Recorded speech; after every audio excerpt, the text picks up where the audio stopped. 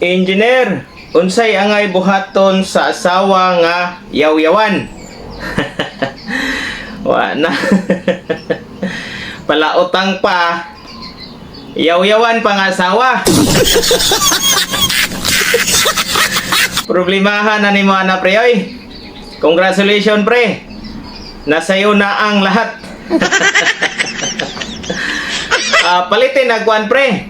Kabantay ka pre nga kung nakay motor, niyag day magisi ba lingkuranan sa motor.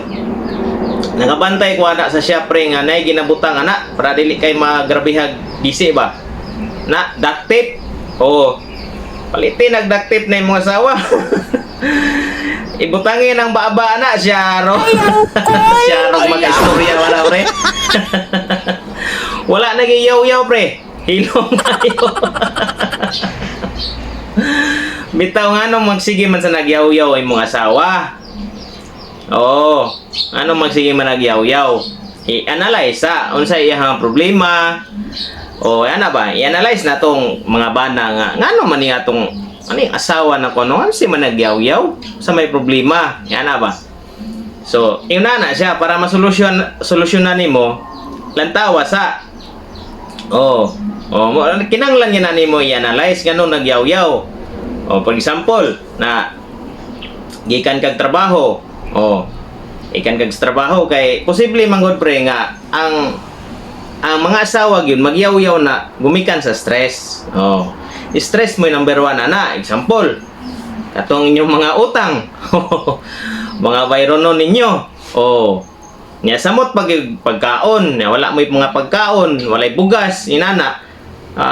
Magyaw-yaw gid ang asawa na no kay kita ba na kita gid ang obligado mangita ana kung wala na siya so automatic magyaw-yaw gyud di ba so for example sa Sabado nice sweldo nimo mo imbes kay ngani kay kitabo sa uban sa akong mga sakop sa construction Sabado na hatag sweldo. Unya kay na may mga kauban nga mga mason ana panday bay inom sa tabay ana nalimot sa obligasyon sa pamilya nahinay ka na sweldo. Unya unsa i-expect sa asawa to wala na may sweldo sugaton lugar to kuan sugaton lugar to sa unsa na kanang gina-expect na to nga lambing dili oy yaw-yaw mo isugat ato. Ya pagka Domingo ato, tiwason pa man gito kay nahurot mang sweldo. Pagka Domingo, matanas pare. Love, nay kape. Kape.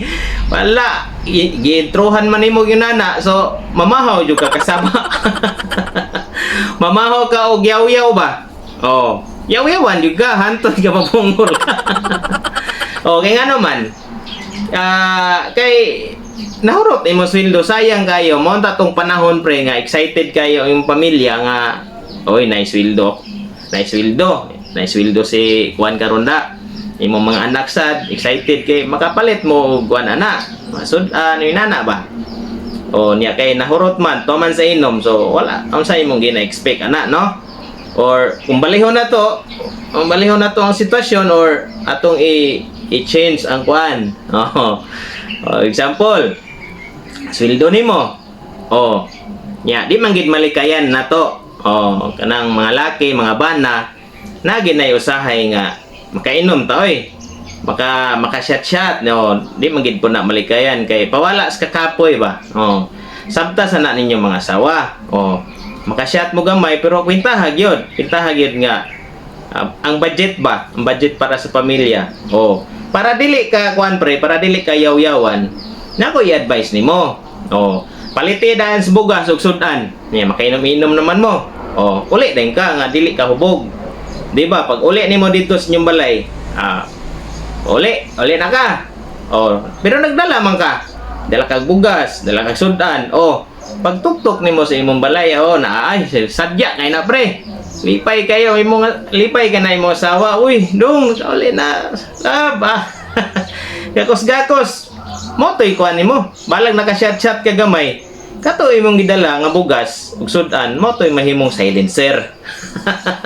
No, wala na yaw-yaw ana kay na may bugas sa pay yaw-yaw ana. No? So kung dito ni pilion nimo tong nanda nimo, ayo expect nga dili ka yaw-yawan. Oh. Pag inana, oh, dong, nakaligo na po ko dong. Ayaw ko! Ayaw! Kaya hapsay kayo mamuyo, pre. No? Basta kay kuan kanang ibutang na to nga ang advice po nako himuha gid pre nga ang pinaka top priority nimo ang imong pamilya. Ya, buhata tong mo'y pinakamaayo ba para para linaw ang pamuyo. Imposible kayo magyaw-yaw pa na imong asawa, no? Oh, andaman ka na oy. Okay. I hope na ako'y natambag ni mo, pre. Ay, nagkabala ka ng yaw-yaw. Basta kay, yato lang.